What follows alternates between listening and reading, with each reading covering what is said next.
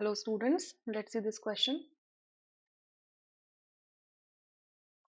Given below are statements, two statements. Statement 1, de Broglie dual character and Heisenberg uncertainty principle are significant only for microscopic moving particles.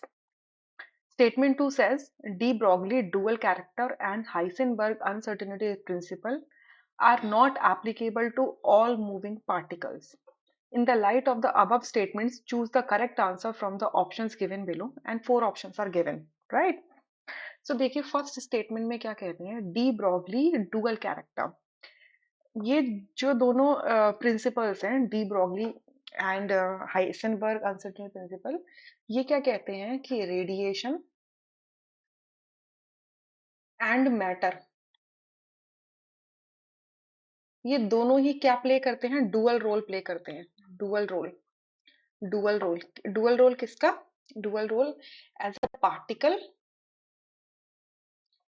As well as wave, right. अगर particle का role play कर रहे हैं तो इसका मतलब क्या है, इनका सर्टेन क्या है, मास है, ठीक है। और वेवलेंथ, वेव का रोल प्ले कर रहे हैं तो यानी कि सर्टेन इनकी वेवलेंथ है, ठीक है। सो हमारी जो डी ब्रॉगली वेवलेंथ होती है वो क्या होती है, H upon lambda is equals to H upon momentum. और मोमेंटम को अगर मैं देखूं क्या हो जाएगा, मास इनटू वेलोसिटी, ठीक है। De Broglie wavelength, right.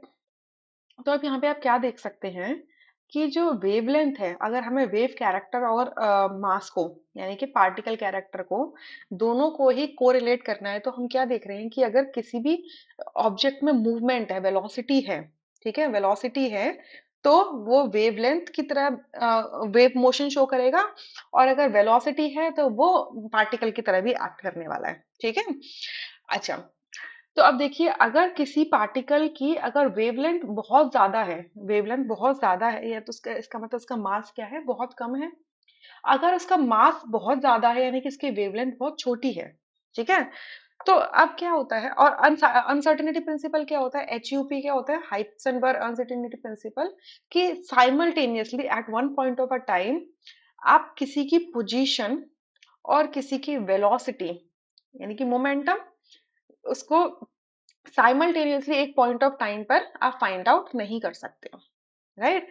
एक टाइम पर आप क्या कर सकते हो, एक टाइम पर आप उसे क्या कर फाइंड आउट नहीं कर सकते हो, एच क्रॉस अपॉन टू पाई, क्लियर। अच्छा, यहां से भी अगर हम देखें तो position multiply mass into delta V greater than H upon H cross upon two पाई।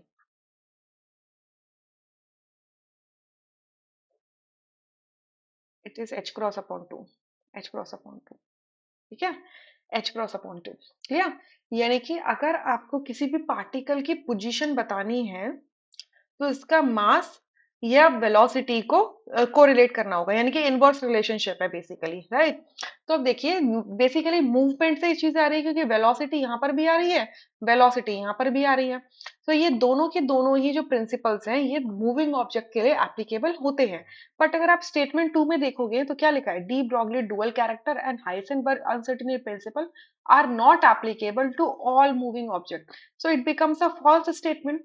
ये हर मूविंग ऑब्जेक्ट के लिए एप्लीकेबल होते हैं, राइट। अब हमारे पास हमने ब्रॉडली कैटेगराइज किया है पार्टिकल्स को, ऑब्जेक्ट्स को। दो तरीके से हमने उन्हें कैटेगराइज किया हुआ है ऑब्जेक्ट्स को, ठीक है। एक तो माइक्रोस्कोपिक, माइक्रोस्कोपिक, और दूसरा मैक्रोस्कोपिक, ठीक है। मैक्रोस्कोपिक, माइक्रोस्कोपिक जिसपे क्वांटम केमिस्ट्री या क्वांटम मैकेनिक्स अप्लाई होती है, और मैक्रोस्कोपिक जिसपे हम क्लासिकल मैकेनिक्स अप्लाई करवाते हैं, ठीक है। तो माइक्रोस्कोपिक पार्टिकल होगा यानी कि उसका मास बहुत छोटा होगा, मास बहुत कम होगा। अगर वो स्मॉल मास का पार्टिकल मूव करेगा तो उसकी वेवलेंथ काफी बड़ी होगी और उसे हम आइडेंटिफाई कर पाएंगे। सिमिलरली, अगर कोई माइक्रोस्कोपिक पार्टिकल है तो उसका मास बहुत छोटा होगा और वो मूव कर रहा है, तो यानी कि उसकी पोजीशन आप इजीली आइडेंटिफाई कर सकते, मतलब उसकी पोजीशन में जो अनसर्टेनिटी है वो बहुत क्या हो जाएगी, कम हो जाएगी, ज्यादा हो जाएगी, अनसर्टेनिटी क्या हो जाएगी, ज्यादा हो जाएगी, सॉरी। अगर मास कम है, मास कम है माइक्रोस्कोपिक के लिए, और वो मूवमेंट कर रहा है, तो उसका अनसर्टेनिटी क्या हो जाएगी, बहुत ज्यादा हो जाएगी। डेल्टा का मतलब क्या होता है, अनसर्टेनिटी, उसकी अनसर्टेनिटी बहुत ज्यादा है कि एक पोजीशन पे वो बैठा रहेगा, क्योंकि उसकी उस केस में उसकी जो अनसर्टेनिटी इन वेलोसिटी होती है वो बहुत कम हो जाती है, ठीक है, क्योंकि इनवर्स रिलेशनशिप पर है। तो फर्स्ट स्टेटमेंट में क्या कहते हैं कि de Broglie dual character and Heisenberg uncertainty principle are significant only for microscopic moving particle. ये बिल्कुल ट्रू है, क्योंकि मैंने अभी बता दिया, अगर मास कम है और वो मूव कर रहा है तो उसकी वेवलेंथ की वैल्यू काफी बड़ी आएगी, जिसे आप इजीली फाइंड आउट कर सकते हो। ठीक है, मास छोटा है तो वेवलेंथ काफी अच्छी खासी आने वाली है। सिमिलरली अनसर्टेनिटी प्रिंसिपल के अंदर अगर वो माइक्रोस्कोपिक पार्टिकल है, तो क्या होगा, मास बहुत छोटा होगा। अगर मास छोटा होगा तो आपकी जो अनसर्टेनिटी होगी, उसकी उसकी फाइंड आउट करने की जो अनसर्टेनिटी होगी वो काफी ज्यादा होगी। ठीक है, अनसर्टेनिटी ज्यादा होगी, तो that is what uncertainty principle, right. But अगर आपने बड़ा मास का कोई सब्सटेंस ले लिया तो उसकी अनसर्टेनिटी बहुत कम हो जाएगी, यानी कि आप एक पॉइंट ऑफ टाइम पर उसकी पोजीशन और उसकी वेलोसिटी दोनों ही फाइंड आउट कर सकते हैं, क्योंकि वो मैक्रोस्कोपिक हो जाएगा।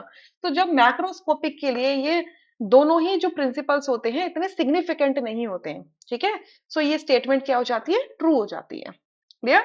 सो फर्स्ट ट्रू है, सेकंड फॉल्स है। सो सी ऑप्शन करेक्ट है, बाकी सारे इनकरेक्ट है। I hope you understood this question. Thank you.